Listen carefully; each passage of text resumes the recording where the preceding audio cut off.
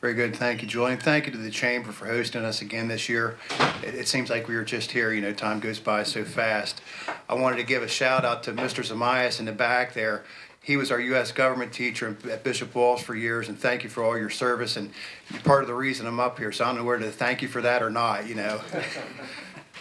But we're very happy to be back here. We're happy that the Chamber is such a great help to us and a working partner in everything we do in the county. So we wanted to get right into the bulk of everything. I'm going to turn everything over to Administrator Bennett for a few minutes, and we're going to get right into the budget. Thank you, everybody, for being here. Thanks, Commissioner. Good morning, everyone. Thank you guys for being here today. As Commissioner said, we wanted to go ahead and put your questions into our presentation today. So we've sort of sprinkled them through the presentation, and big thanks to Katie Kenny for putting this together for us today. We'll go through, as Julie said, if you would, we're saving time for questions at the end. So if you have anything, by all means, let us know as we get towards the end. So with that, we'll just go ahead and get started. So budget first for us.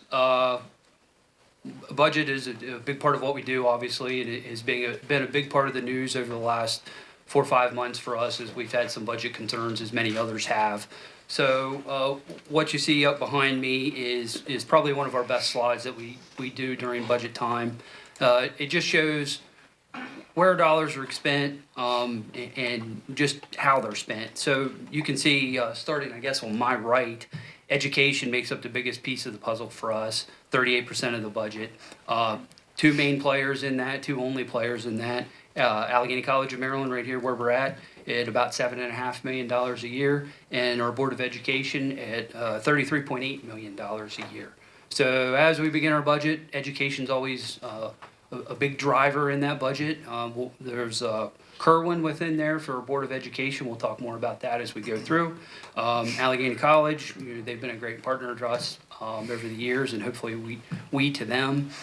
We work together on all kinds of projects, all capital projects. Any capital project that both of these entities flows through the county, we have to come up with ways to fund large projects.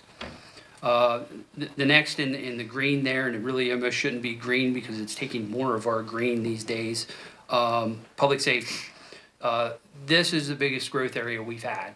It's really all because of EMS. EMS has been a point of contention, obviously, in our budget. EMS over the last 10 years has sort of gotten dumped in our laps at the county level, as it has in every other county throughout the state. Most of that's because of enhanced regulations that are now on first responders for the skills they have to have, which are vitally important. But what's happened is there's so much training involved now for those folks. Many of them can't do it at the volunteer level anymore. So over the last 10 years, we've had to insert ourselves into places where the volunteers can't be anymore. That means we continue to add staffing, we continue to add ambulances and locations to provide that coverage. With that is obviously great expense. Fortunately, to this point, we've done that without tax increases. But we're sitting at just under $5 million in expenditures there. We did make some adjustments this year because we kind of got too big too quick. This is going to be something we're going to have to manage for years to come to kind of keep this in check, provide service, but also keep the costs under control. Jason, I was also going to add, this is something that, we may ask or present legislatively. Obviously, this is something that is being experienced throughout the state, ways that we could sort of streamline regulations or help assist in this training, make it easier for these individuals to attain these credentials to help take a bite out of this process. Now, whether we'll be successful or not, we'll have to see. But I think this is something we're going to continue to look at. I think our discussions with MACO and other working partners, we're really trying to answer some of these issues that can help address this problem. And literally every county in the state has this problem. Montgomery County this year went through the same kind of thing we did. They actually had to downsize some of their operations as well. So, when it's happening in Montgomery County, you can see why it's happening here too. Usually they'll just add tax and work their way out of it. They weren't able to do it either. So it's hitting everybody. Also within public safety, not as big growth areas, but big things we have to take care of. Our sheriff is within there. He's responsible for two different things. One, court protection, and two, delivering police services for the rest of the outer county outside of the municipalities. Our detention center's under there as well, which falls under the sheriff's guidance. It's about $10 million now. We have the county's detention center. It is minimally staffed according to state guidelines and still at a cost of about $10 million annually. Annual or average census there runs somewhere between 180 to 200 prisoners a day.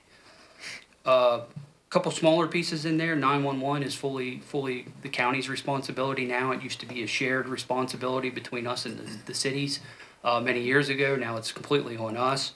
We're thankfully in pretty good shape in our 911 center. We get a lot of funding from the state that helps us, but that is a $3.6 million price tag for us. One small move the commissioners made this year to sort of prop up our 911 operation was to increase the 911 fee.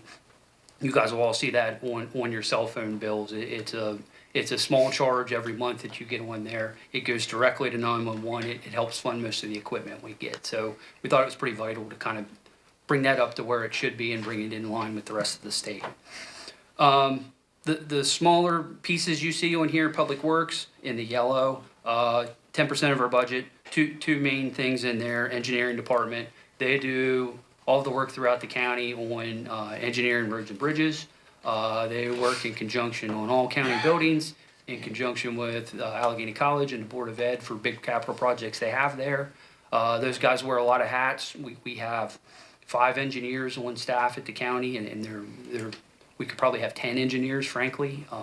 They're very, very busy every day with all the buildings we have to maintain. They also oversee our roads operation. It costs us about $4.8 million a year, $8.6 million a year. We get highway user revenues to help us cover some of that. That's about $1.6 million now. It's a tax we receive from the state that we all pay as we fill up our cars. That number for us used to be $4.8 million. The state 15 years ago now cut that, and it's not returned. And there's been many efforts over the years to try to get that prop back up. All unsuccessful. We've gotten back to 1.6 million, and most of us know that's probably where we're going to stay. So we've had to kind of backfill all of that. One little piece I won't spend much time on, general government. We're happy that this is kind of a small sliver. This is all the administration of government. Commissioner's office, my office, finance and tax offices, state's attorney gets counted in there, all of our support functions for county government. Our goal is to keep that number as low as possible. The lower we keep it, the more money we have for services and for money for our outside agencies. One last thing I'll touch on here, you see down in the corner, it looks like a very small piece, economic development. We are pretty fortunate here. We don't have to fund much of our operation out of general government with your property taxes. We've built over the years a revolving building fund with industrial shell buildings that we have. We generate rents from them. One of the big ones is a lease we have in the old PPG building for FEMA. That funds our operation, so that comes outside of government. So for those that say, oh, you're not spending much on economic development, we are. It just comes from kind of a different place for us. It's self-funded.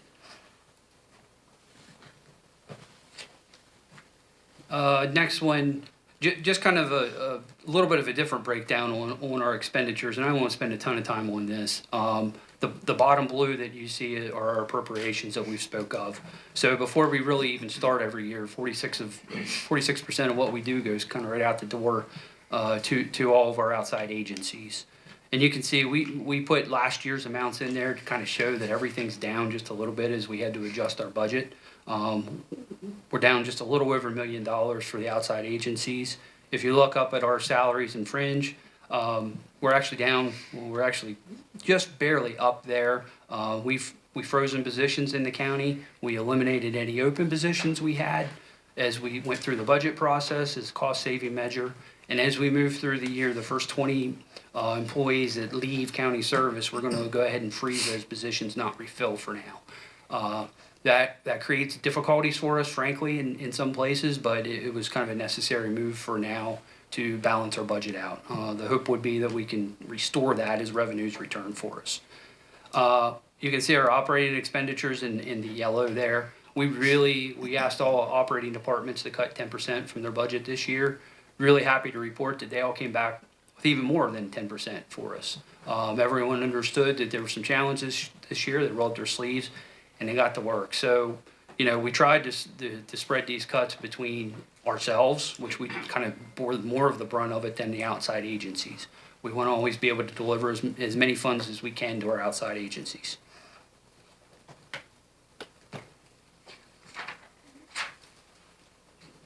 Next one here's all the appropriations, and once again, I won't spend too long on these, but you can see the big dollars we're talking about here. Board of Education, Allegany College are the two big ones for us. A few other players within there, our health department's in there, the library system's in there, HRDC is within that. Our fire companies, we do appropriations to every fire company based on the level of service they provide, whether it be fire, whether it be some ambulance services. So we can spread a little bit of money amongst our fire companies. And just to give you an example for Board of Ed, we fund approximately 30% of their budget. They get a lot of state revenue. Allegany College is about a quarter of their budget, but if you're looking at outside funding, we're about half between us and the state. The rest of their revenue is generated from tuition and fees. Library, we're about half the library's budget. The rest comes from largely state funding. And health department, we're about a third of the health department's budget.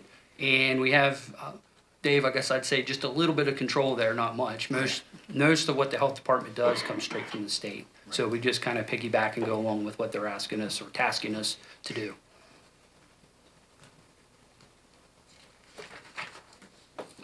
Here's kind of the first round of questions. So I mentioned library. One of the questions came in, what can the county commissioners do to fund more for the library? John, did you submit that? No, slid under the door there. But it's a great question. It's a good question, right? And it is a good question. And I guess the way to put this is, this year the commissioners had a tough task having a $13 million deficit in their budget. So what do you do? But you try to spread that amongst everyone and spread the pain, if you would.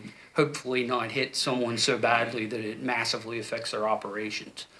We think we did that this year, but that meant that a lot of folks, like the library, saw less funding.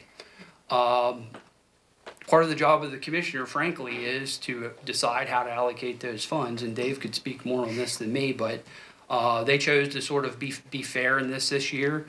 If, let's say, in the future there's 3 commissioners who were also highly involved in the library, they make it their point to say, hey, we're going to fund the library 120% of what John asked this year because we like the library and we think it's important. That's totally fine. It's sort of commissioner prerogative, so, Well, it is important. All the organizations are important. I see a lot of our funding partners out here today. But one thing I think we asked, particularly leading up to this year, is in many recent years, we have met or fully funded requests and increased requests as we have gone. I don't recall a year budget-wise quite in some time. I don't think since maybe I was still at city council. And we did unfortunately have a lot more layoffs at the county, and it was a different scenario. But these years have gone by. We've really tried to meet those requests, and this is just one year that we could not. And that doesn't mean that the things that we're trying to do now, looking forward, will address these issues going into the next budget cycle. So we're trying to hit these things head on, and hopefully come out the other end in a better place. Thanks, Dave. Sure. So transportation's the next one. So the question is, what can the county do to provide better transportation access for residents? This is a very timely question for us. One of the places we received reduced funding this year was in our transit operation, which the county runs Allegany County Transit. We received a massive amount of state and federal funding for that. That funding also dictates how we run our system. I don't think it's a great secret. Our system doesn't run terribly efficiently. As you go around the county, you may see an empty bus or two going around. We run that according to the rules we're given by the feds in the state. This year, they've given us less money. They propped this operation up with ARPA money for a few years. Those funds have dried up. We also, because of population change in the city of Cumberland, we've lost our metropolitan status. That opened up another door of funding for us. That's now gone. So what we're faced with in our transit operation is, without these commissioners pumping in about 600,000 more dollars, which we obviously didn't have this year. We're faced with trying to reduce our lines. So we're actually having a public hearing tomorrow to talk about some proposed changes. We're going to reduce 3 lines and combine 1 other line. So 4 lines are ultimately affected. We tried to pick the lines with the least ridership, but even the smallest lines were obviously affecting people and their lives and how they travel about the county, whether it be to the market or to the doctor. Those are important things. We have to solve that problem somehow, some way. The long-term solution there is probably for us to go to more of an on-demand service like Garrett County operates, and a lot of other rural counties like us throughout the state operate. That's not an easy solution. That takes 3 to 5 years, let's say, to sort of walk through that process to get there. We think we're probably on that path, but the public hearing tomorrow is step 1 in starting to figure out how we can bring a new kind of shrunken operation to make it as effective as we can. Or somewhat of a hybrid. I know, this is something we've been discussing for some time, as compared to Garrett County, who's on demand. Can we do something that's sort of in the middle? We've heard your concerns, and obviously this is a concern to a lot of people, but you also have to realize, I think some of these lines have fewer than 5 riders per day. Yeah. And very, very light ridership. So we're looking at those other areas. How can we address that maybe on some type of on-demand system while keeping the busier lines still intact? So it's something that we're continuing to look at.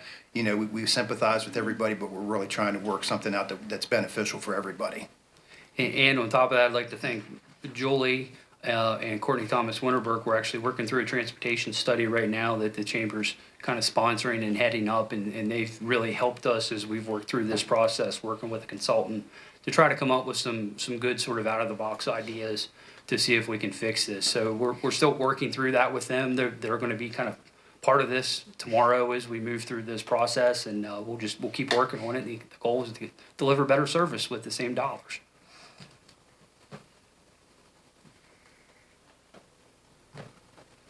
Last budget slide I think we have, this is a breakdown of our, we've talked a lot about expenditures. These are our revenues. And I won't spend a ton of time here either, so we can talk about the more fun stuff like housing and economic development.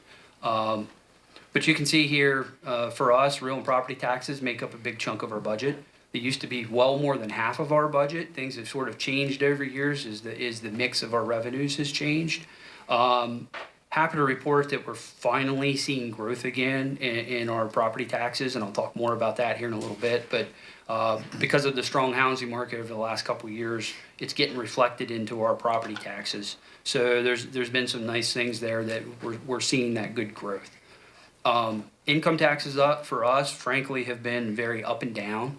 They've been up and down throughout the state. We at the county do something called the piggyback tax.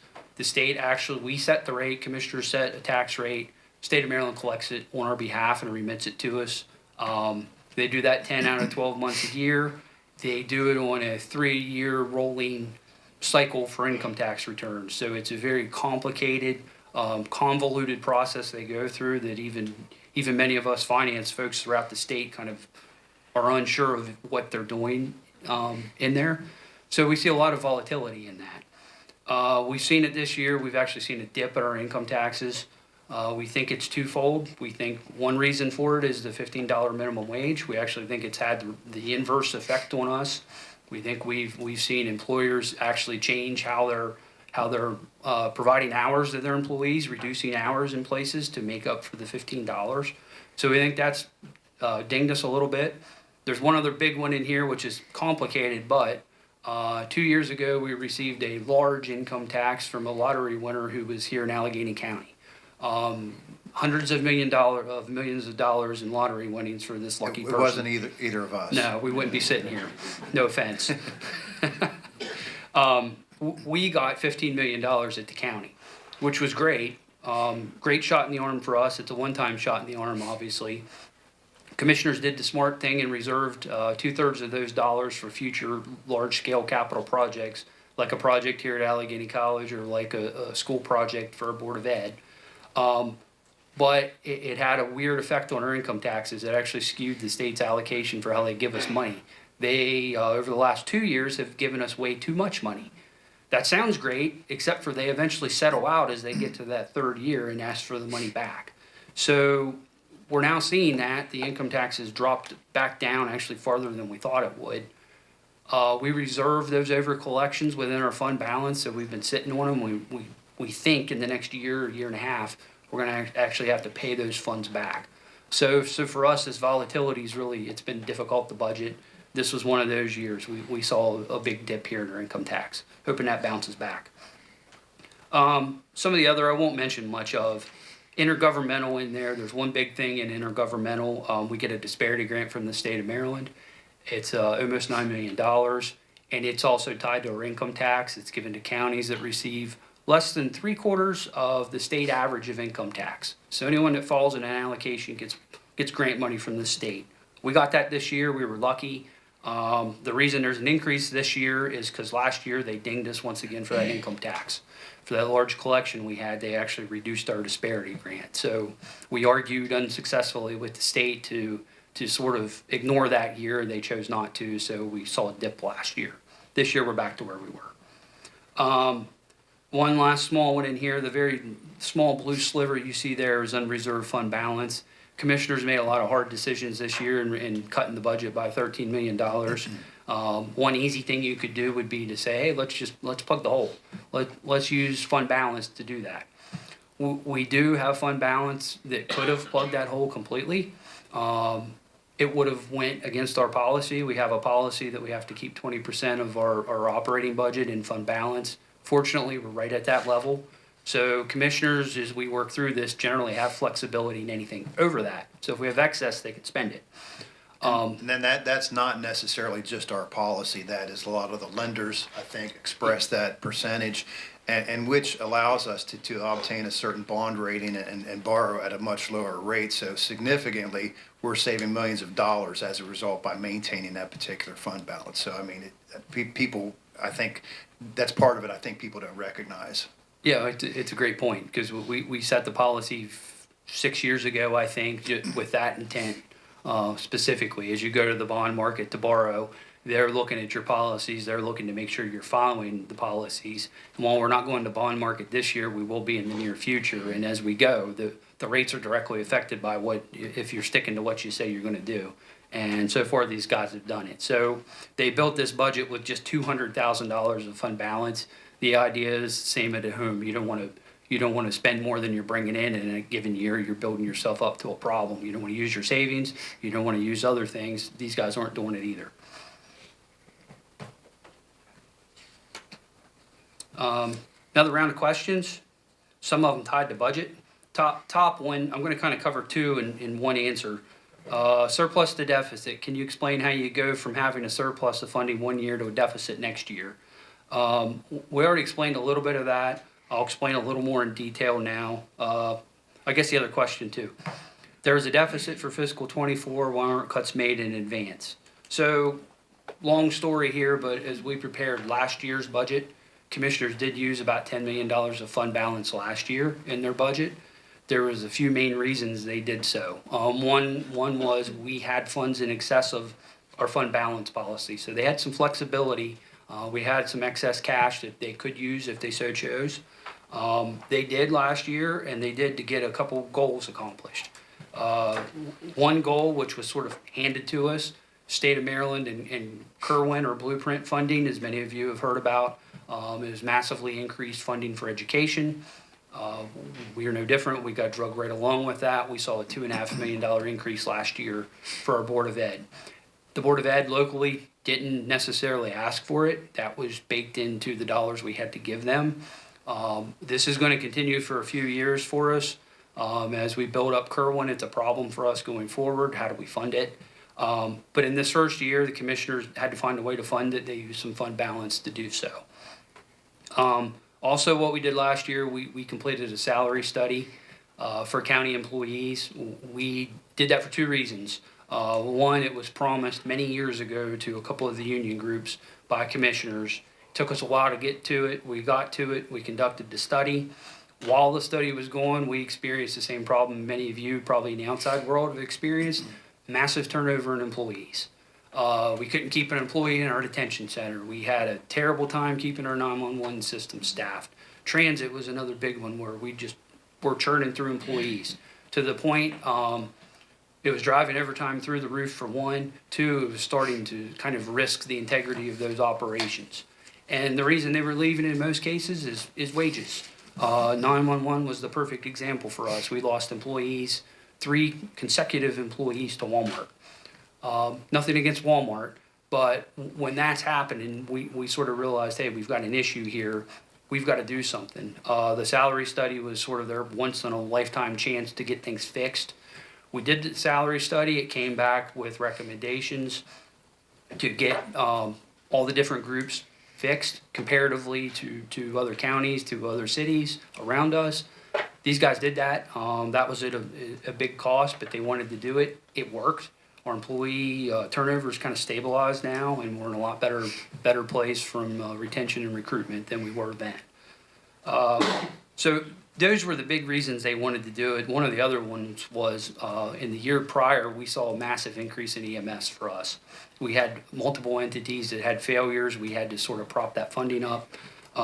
We did so with the hope of increased revenue in the future and decreased overtime. As we moved into this year, neither one of those became true, unfortunately. So as we moved into this year, we had to start making changes. We also, as we built last year's budget, built it with the hope of better revenues coming in, and as I just talked about, that didn't happen.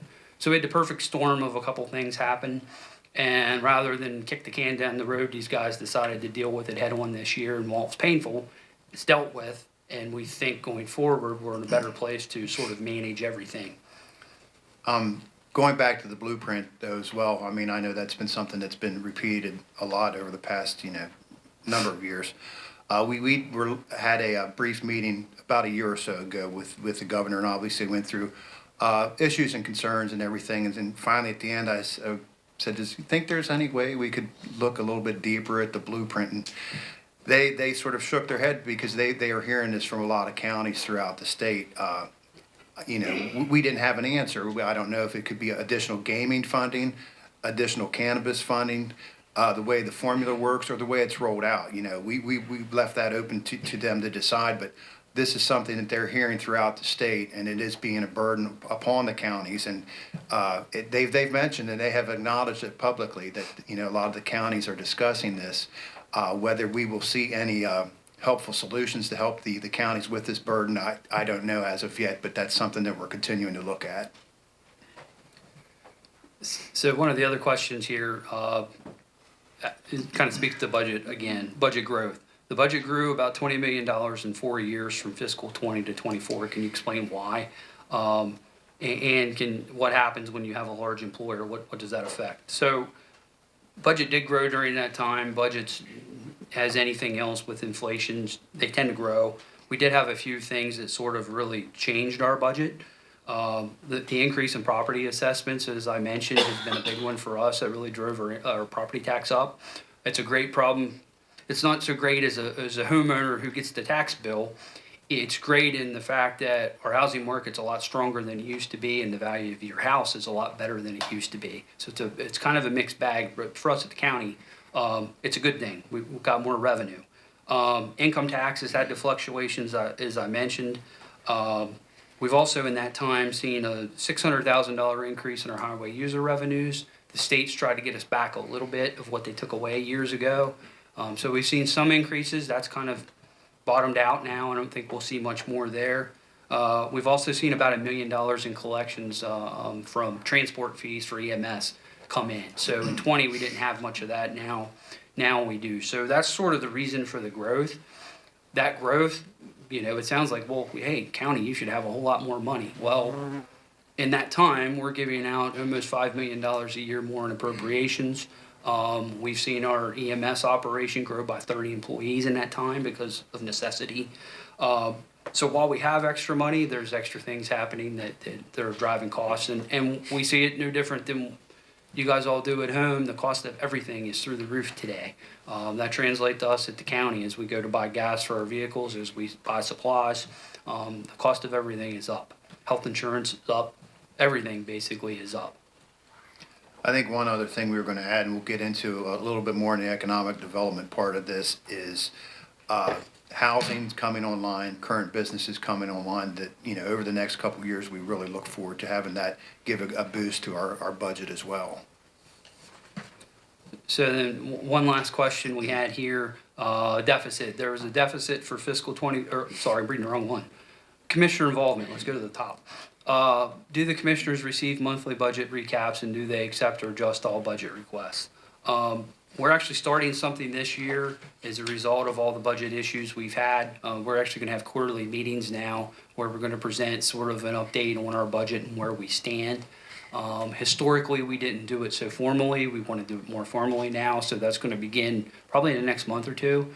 But we're in contact daily with the commissioners. Dave and I talk sometimes 2 or 3 times a day. I like when Jason calls and he says, "I have an easy one for you." So Doesn't always happen.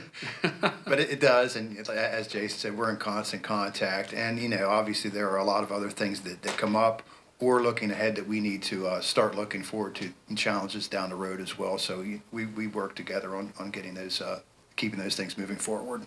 And anytime there's a change to budget up or down, if it's material, if a budget changes by a couple dollars, obviously not a big deal. If there's some material new revenue, or if there's some major new expense, commissioners have to approve that through a budget amendment. So we go to the commissioners a few times a year with a list of budget amendments, and they update our budget. So if we've got new revenues come in, what they're doing then is allocating where those revenues are getting spent. If we've got extra expenditures, they have to come up with, okay, well, how do we fund those? Is it fund balance? Is there another department we can reduce? So they get tasked with that a few times through the year formally. We have to do those things, and every entity here that operates Allegheny College Board of Ed, they all do the same thing. So it's the same kind of process. So yeah, any change we have is formally approved by these guys. And with that, I'll turn it over to you, All Dave. right, thank you, Jason. We're going to get into some economic development issues now. I think that's a term you might hear in your sleep. It's repeated so often, but it's really the lifeblood of any government or any economy, because it enables us to fund everything else on down the line. A couple of obstacles that we faced in the past couple of years. I know for years, probably since I was in high school, you always heard that the mill was going to close. Well, my luck would have it that it closed while I was in office. So that was one major obstacle. We're continuing to look at that. And the other one was the Hunter Douglas exodus. We were very concerned over that. And that's one that we're continuing to push forward. Obviously, we have a new tenant coming into that site out there that we're very excited about. So we're continuing to address these issues as they come up and then keep pushing forward. I think one that stands out to us, I see Administrator Silka back there, is our housing market. Which one do you put before the other? Do people have to come, or do we have to entice businesses or developers to work with us as far as developing housing? I'd say maybe 10 years ago, it was difficult. I think a lot of people know out there to attract developers to our area. I think probably within the past 5 years, we see a renewed interest in developing and bringing developers into Allegheny County. I think one that we've talked about in the past couple of years, and we're just getting ready to break ground on, is a development agreement with D.R. Horton, a national home builder, building 60-plus units of housing, mixed types at the old Allegany High School site. So the Secretary of Housing was just in recently and actually mentioned and was very pleasantly surprised of our partnership with them, and mentioned how much of a good working relationship they've had with them out throughout the state. So despite some of the naysayers regarding this project, it's moving forward. I think we hope to have some designs and everything finalized within the next couple of weeks, and have ground broken as soon as the weather breaks, and continue to move forward with that project. So we're very excited about that. Start off with the housing. There are other sites within the county that we're looking to work with developers to bring housing in. So, and again, it's not in Allegheny County, but we also have to recognize at this time the expansion that Northrop Grumman is making. We've reached out to them for years and bent over backwards to try to get them to have a presence in Allegheny County.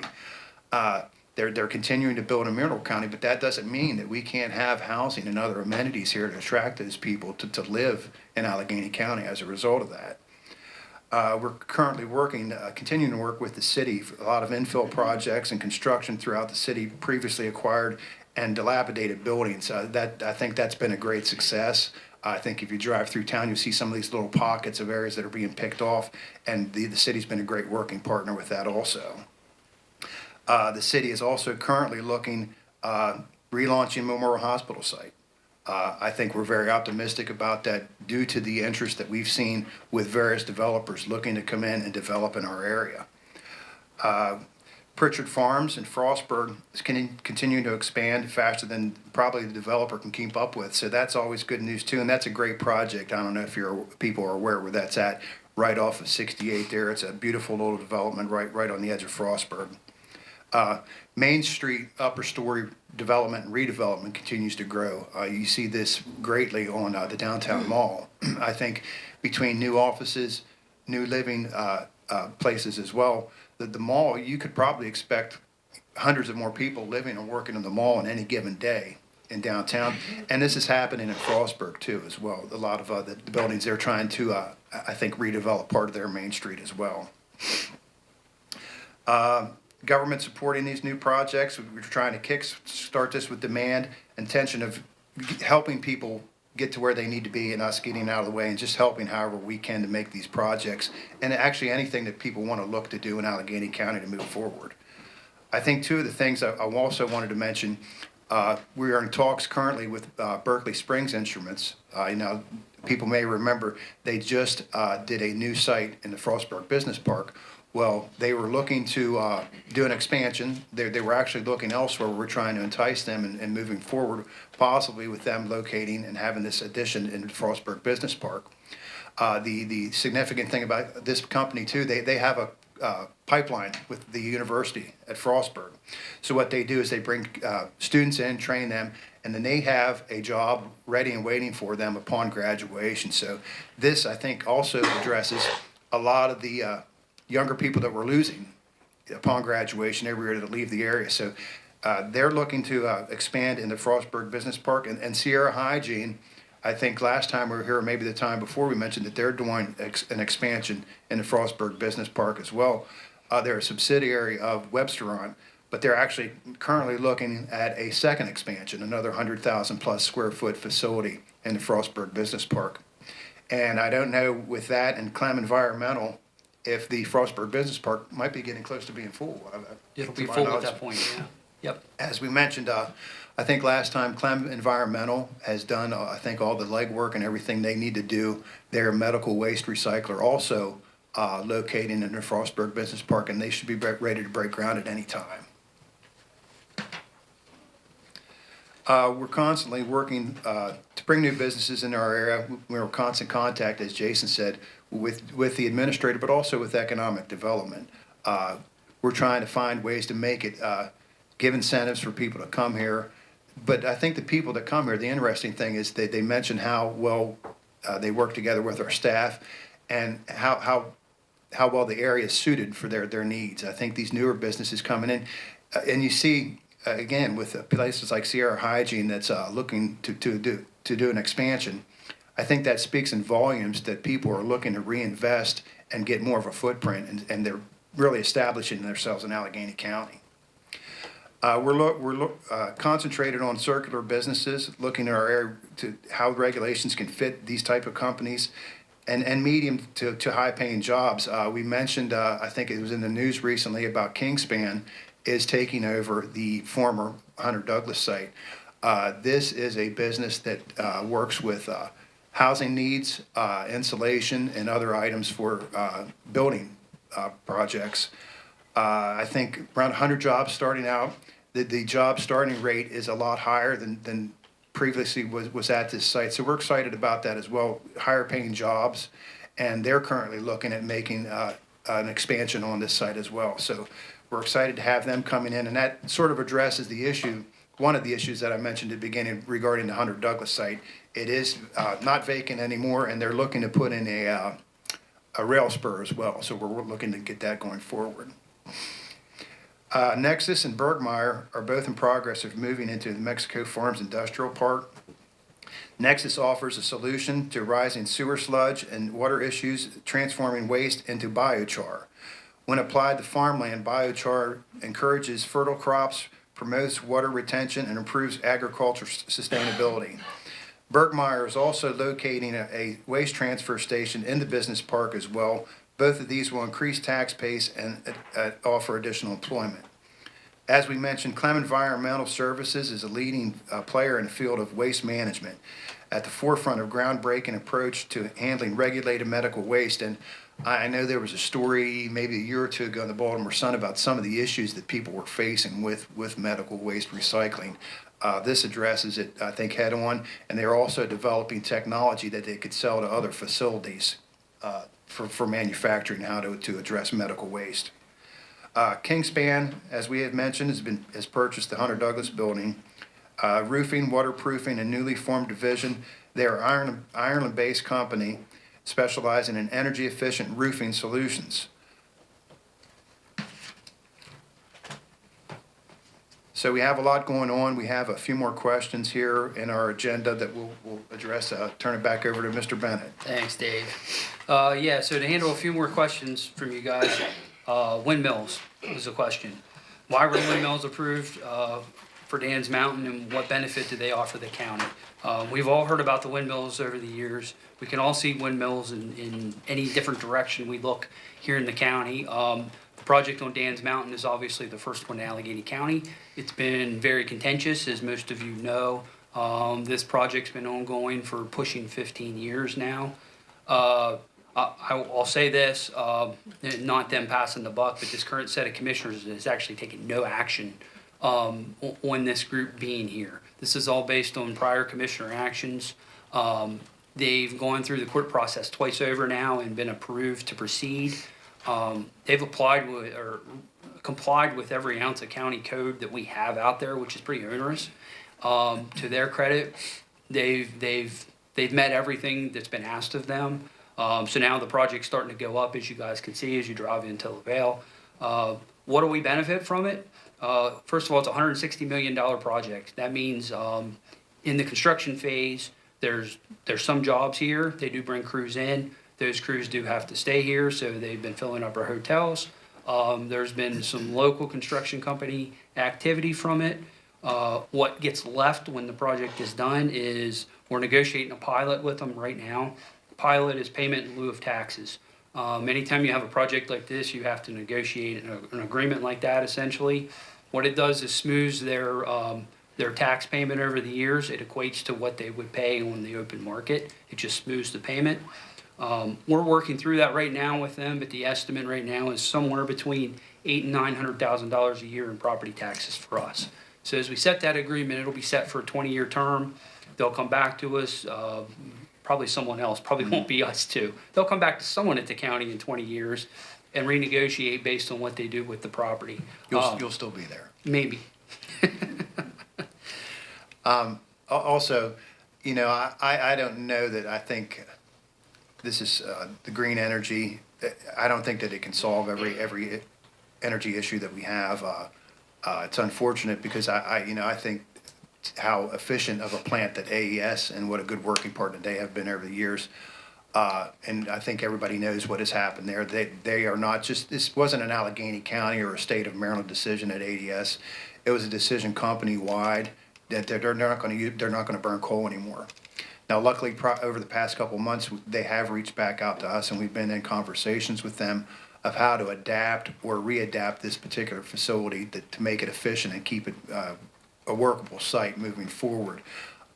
If it were left up to me, I know that's a newer facility. It's very efficient and very clean burning. I wish that we could keep it burning coal, but that's not going to happen at this time. Next question, Georges Creek Rail Trail, what's the status? So the status is county supported that project, not a county project. The state was going to acquire a lot of land there and to help develop the rail trail. We were going to be a partner in that.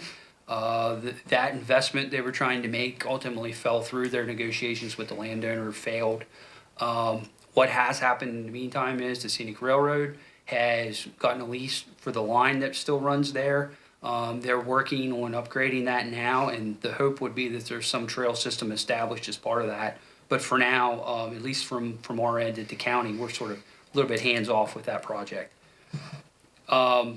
Next question, legislative priorities. What are the county's priorities for the upcoming session? We've kind of already spoken on some of them. One of the big ones, it's not only us, but 23 other counties, is Blueprint or Kerwin funding. We're all struggling with how to pay for that. We all value education greatly. We're happy to help them where we can. But the bill that's been handed to us by the state is probably more than most of us can handle without tax increases. The state's even finding the same problem out. They're finding out as they get into the out years, they can't fund it either. So one of the big things you're going to hear during this upcoming legislative session is how to deal with it. Do you sort of stretch that increase out over time? Do you change some of what's in it to decrease some of the funding? It's a great question. None of us know yet. It's a big thing the state's going to have to figure out. And we're obviously a big part of it because we're going to get drugged right along with those increases. And as we mentioned, this is something that's been brought to the attention of our state partners. And it was funny when we met with our partners from Mako, they said that they're also hearing this throughout the state. So hopefully it'll get some traction and some real common sense solutions, I think, moving forward to make this affordable, but also efficient for everybody throughout the state. And I'll say at the local level, our Board of Education's been great. We have a really great partnership with them now. We work very well together. That hasn't always been the case, but right now it's a really great relationship. They know the strain it's putting on us. They as they got the big increase last year, were very clear to say, hey, we're not asking for this. It's just baked into the formula. So they're doing everything they can, but even them, they're having a hard time rolling out all the changes requested by the state fast enough. It's a big administrative burden on them, and they're doing a great job, but at the same time, it's really putting a It's strain on them. almost too much, Yeah. too fast in Yeah. some cases. A couple other legislative priorities. We already talked about housing. One of the big challenges we have in housing here in Allegany County is that it's a lot cheaper and easier to build in or nearby West Virginia and Pennsylvania. And for us specifically, rather than other parts of Maryland, they're so close to us. We've seen that happen for years. The regulations are a lot less, the costs are a lot less to build in West Virginia, and we see people doing that. So the Secretary of Housing, Jake Day, was actually in town last week. One of the big things we talked to them about was finding a way to get some help to level the playing field for us, to get those people that are building in West Virginia to build here instead. It doesn't mean undo sprinkler legislation or other things like that. It just means, hey, maybe there's a way to help us in these counties with kind of close borders to level the playing field. So that's going to be a big ask from us. One other, we're not asking for a lot funding wise from the state because they're in a probably worse shape than we are right now. They've got probably a tall task ahead of them over the next couple of years to find a way to balance their budget. So we're not asking for much, but one thing we're asking for continued support on is the River Park project. I'm sure most of you have heard about it. Could be a really, really great transformative project attached to our downtown and attached to Canal Place. We've already got some funding in hand, but we're going to need a fair amount more, so we're going to continue to go to the state to ask for those funds. Governor Moore was here last month, and he was really supporting the project, is going to make sure it's one of his priorities, just loves the idea of the project. So we think we've got a nice groundswell to get this project going, but we need more funding. And I think one thing that we were going to also add to that is continuing to look at ways to address EMS. This is another issue, as we mentioned, that they're seeing throughout the state. What can we do to streamline some of the regulations, help these people attain the credentials that they need? Obviously, without forfeiting anything regarding safety and whatnot, but I think there has to be better, again, common sense ways to look at this, to try to help each county to fully staff and address the issue with EMS going forward as well. One of the other questions, in interest of time, I'll move quickly on these last couple. Incubator space, does the county have one? Yeah, we do. Actually, it's in its infancy up at Frostburg State in the Appalachian Regional Lab. There's some room in there. We've worked on a partnership with them. We have a couple entities that are getting close to taking part in that space and trying to grow their small business. So we do have it. It's in its infancy. We're working through it. We also still work in conjunction with the Makerspace, Western Maryland Works. Kind of same thing there, job skill training, but there's also small places in there for kind of the incubator activities. So yes, we do have a couple things. One of the other questions was residents working below living wage. What can we do to sort of help that? That's frankly a tough one. What we can do to help that is what we've been doing with economic development. Try to bring new businesses here that maybe they're never going to be factory work like they were 50, 60 years ago. Let's face it, those days have kind of passed. It's not coming to Maryland. But what we now need to try to attract here are jobs that use a lot of technology, like a Berkeley Springs Instruments, who has a lot of engineering folks on staff, like a Clem Environmental, who have a lot of scientists on their staff. So we continue to try to bring those jobs here, so they're the highly skilled, much better wage jobs. That's the best we can do to kind of combat that. Also, there are various programs out here that we encourage people to look at out at the college. Frostburg State has been very accommodating, not only for particular skills, but connecting the dots between education and these companies that are coming here. As Jason mentioned, there's a pipeline for Berkeley Springs Instruments. Some of these other companies, how can we develop that pipeline for them? Everything is going up, and that's the unfortunate part. And the people that may have, minimum wage or low wages, they feel it the most. So how can we help those people continue to rise up, give them the opportunities and the tools that they need to get positions that pay higher wages? So, we're continuing to look at that, and the college here in Frostburg State's been a great working partner to help us address some of that. And final submitted question, and then hopefully we have at least a few minutes for any other questions. We got a question about ARPA funding, American Rescue Plan Act. Governments across America have been flush with American Rescue Plan funding during COVID years, yet at the county and state level, there's an alarm that funding is not available. So I guess the explanation for that, and specifically for Allegany County, is this. We received $13.6 million of ARPA funding. There were a couple different kind of mechanisms for how you could spend those dollars. Some of the smaller entities were actually allowed to do a calculation and call it revenue loss and plug it into their budgets. City of Cumberland did that, City of Frostburg did that. We at the county level were in sort of a different realm there. There's one of the murder hornets. We couldn't do that calculation as easily. We had to go through a lot of calculations to do that and plug it in. We decided to do project-based expenditures. So instead of taking those dollars and plugging them into our operating budgets, we've actually went after projects. I won't read them all, but a handful of things we've done. We put money into the McMullen and Rosenbaum buildings downtown, which are now really active and getting full. We've seen great results there through Invest Allegany. That was a program we created with ARPA funds. We did $5 million worth of water and sewer projects because without that funding and without doing these long-term projects, residents actually pay for it. It was allowable use, and it's a good, very long-term investment for us. Some of these investments are going to last 30, 40, 50 years. We put $1 million into expanding our broadband here in the county to try to beef up what we already have, but also to try to hit some of the outlying areas to help attract people here. Happy to say that we're somewhere past 95% coverage throughout the county. We only have a few little pockets now left that don't really have coverage.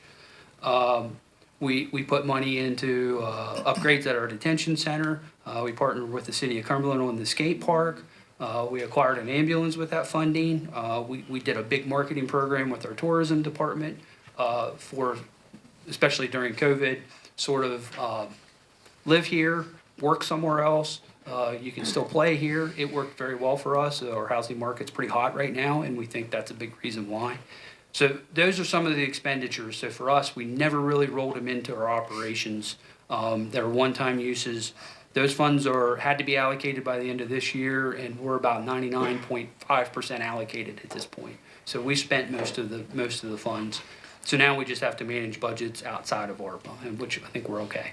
And I'll add also maybe finalizing that the dollars that were used, it greatly leveraged private investment as well. There was significant private investment in some of these projects that may not have happened without those dollars. So what you're seeing is something that's going to have a lasting effect on, various areas throughout the city and the county. And also propping up tax base as well. Some of the buildings in downtown, and we're looking at on Main Street in Frostburg, that have been sitting vacant. Suddenly you're going to have tax revenue and property taxes out of these buildings that we haven't had in some time. So I think what we really try to do is looking ahead, how can we leverage those dollars that they'll leave a lasting effect for years to come, and hopefully that's what we are accomplishing. Anything else? Julie, do you have anything there? I don't have questions. Any questions? I actually have a question. Yes, sir. I heard like 6 months ago that Verizon is supposed to be bringing Fios into the area. Is that still a thing? Not them directly. They're partnering with some people, so there's some other entities using some of these ARPA funds we talked about who are trying to deliver some fiber projects here. So directly, no, not to our knowledge. But we do have broadband that's available virtually everywhere now. Thank you. Thank you.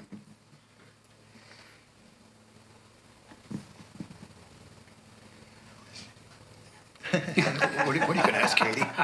Anyone back here? Oh, I'm sorry.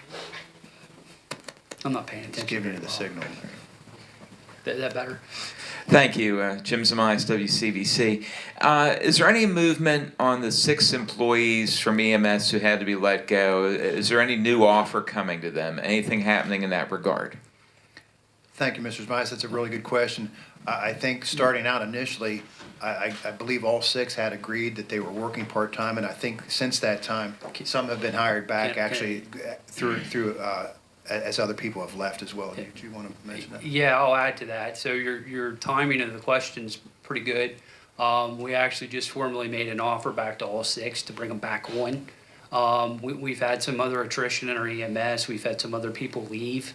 And we found sort of a way to balance out our overtime and have, so we've made the offer to those folks to bring them back. We haven't announced it yet because we don't know how many are going to take it.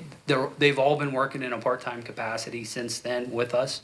So I think if all goes well, they'll all be back. Thank you.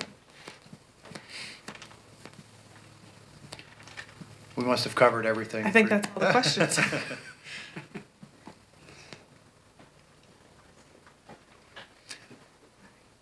Well, we want to thank everybody one last time. We enjoy coming out here and seeing everybody and keeping everybody up to date on what's going on in the county. And we thank Julie and everybody from the chamber for being a working partner with us and continue to host this event. Again, we look forward to every year, and we thank everybody for attending and your interest in Allegheny County as well. Julie? Thank you so much, and thank you again to Allegheny College of Maryland for hosting us, and again to John Bone and his students for recording this. Have a great day. Thank you, everybody.